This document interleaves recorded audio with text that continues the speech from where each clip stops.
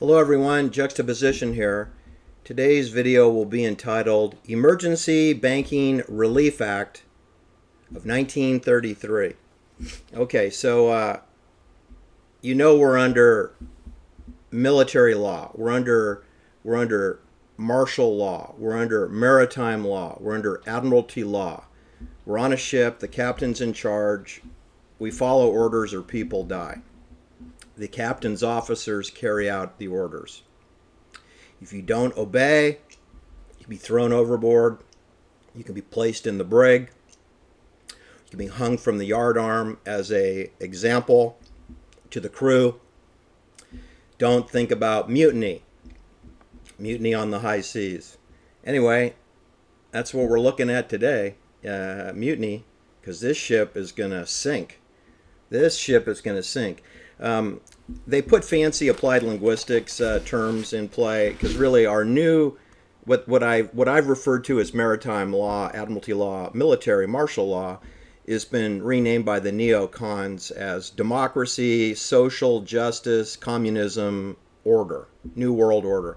In other words, it's a blend of communism, socialism, democracy, except they left the democratic parts actually kind of left out, because you'll notice that your votes don't count and that you have no choices and you don't get to decide chemtrails or 5G, and you don't get to discuss anything other than Coke or Pepsi, aisle or window, smoking or non-smoking, face diaper, no face diaper, what do we call them? Chin masks. They have chin masks. If you watch an NBA basketball game, you'll see unmasked, you'll see chin masked, and then you'll see Leonardo DiCaprio with his satanic leather black mask fully masked, standing behind Jack Nicholson and Lou Adler at the Forum, which has been renamed Crypto Stadium Center, Crypto Arena.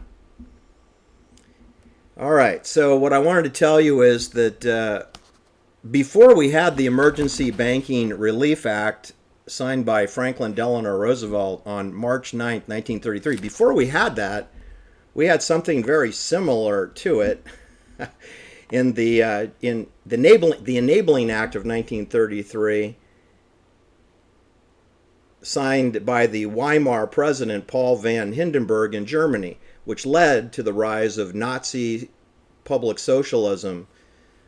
You do know that's what the Nazi Party was. It was the National Socialist Party, like what we have. We have a democratic, socialist, communist New World Order in America. Well, they had that in Germany, and that was effective January 1933. Adolf Hitler, leader of the Nazi Party, was appointed as chancellor to become the head of the German government. On February 27th, 1933, the German Parliament building, known as the Reichstag, caught fire.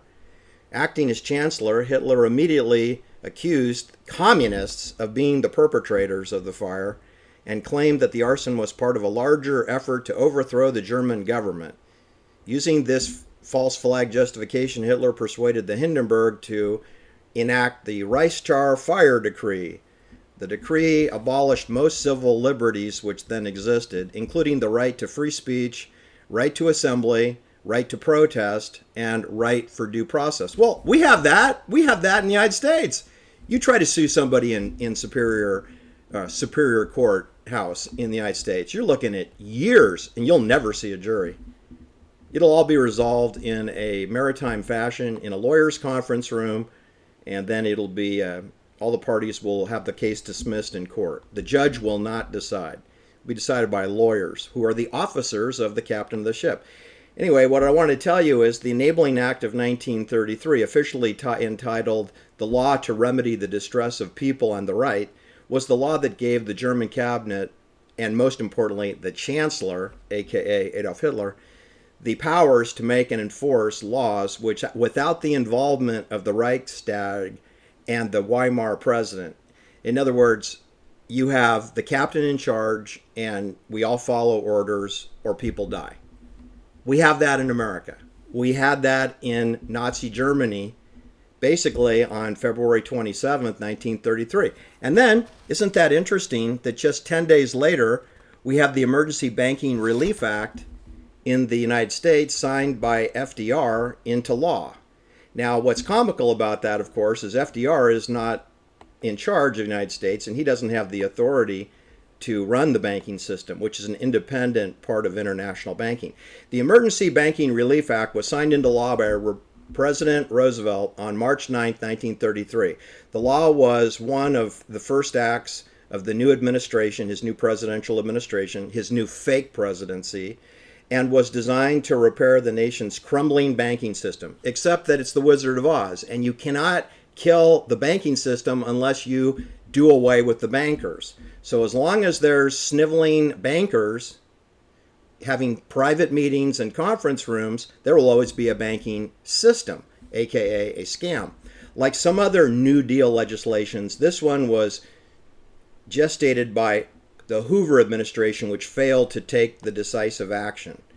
As the country's economy plunged into the Great Depression, a bank-controlled depression, the banking system imploded as loans that had been made during the boom years were not repaid. Hey, 99% of all loans are not repaid.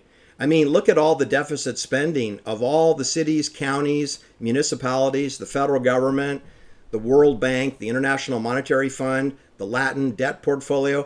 99% of all the money that was paid to corporations like Bechtel and Lockheed and Verizon and Cisco Systems and Brown and Root, aka Halliburton, all those contractors who got paid to build bridges and dams in Latin America, they got paid, but the banks don't get repaid because you know what? They don't need to get repaid because it was never their money in the first place. It's not taxpayers' money and it's not the bank's money. The banks just invented it. It's fiat fake currency. It's fake monetary system. So you can't destroy a fake system with a fake default on loans. What you can do is have a social credit score system for the College of Corporations who build the dams and build the bridges that you tell them to, or dump the chemtrails above. You see any profit in doing chemtrail dumpings other than selling the aluminum and getting paid to fly those contracted airplanes, those unmarked planes above us with no serial numbers on them? Anyway, as a consequence, many Americans no longer trusted in banks, and there were frequently bank runs where citizens rushed to withdraw their money from their accounts at the first sign of trouble. You know what? That's a really good idea. You should do that. Go down to your bank today and take out the maximum amount of cash that they'll let you, and then put an order in for $100,000 in cash. They'll take a minimum of 30 days to give you over $10,000 in cash. If you want more than $10,000 in cash, you're going to have to wait a month. So put your request in now. You'll have to sign for that. You'll also have to agree that if you're robbed in the parking lot, that you'll indemnify the bank. I'm not kidding. They do not want to give you any currency that they don't control. They're into digital passports, QR codes, digital wallets. They're into the COVID masking, the COVID cult, the digital passport. They are the enemy. Anyway, what I wanted to tell you is that this was proof that we never had a democracy, okay? Because this goes to Emergency Powers Acts, where you have some people that you've never met, that were never elected to office, non-elected people in a conference room that control the money system, making emergency decisions about who lives and who dies and what farms get saved and what farms don't. And if Amazon gets created or Facebook gets created, even though they don't make profits for decades, but the bank will support them and pay the salaries until that military machinery gets up and running. They will support the military-industrial complex. Yes, they will. Yes, they will. So I'm going to post a link to these acts, which is known as the Emergency Banking Relief Act and the what is called the Enabling Act of 1933 in Germany.